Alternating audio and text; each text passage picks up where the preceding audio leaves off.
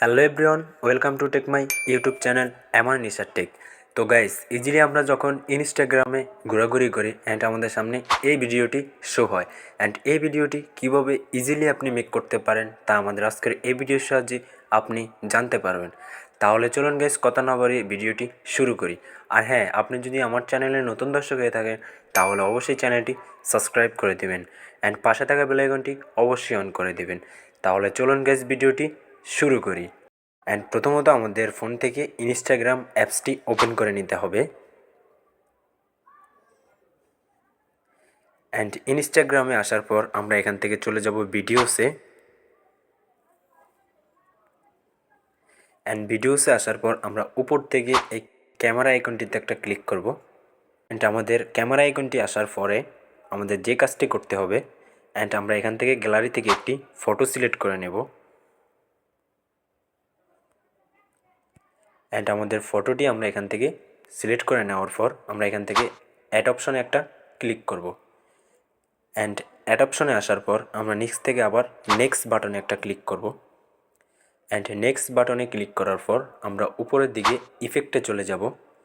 And ইফেক্টে আসার পর আমরা এখানে সার্চ বক্সে চলে আসব। অ্যান্ড আমরা এখানে লিখব লোডিং।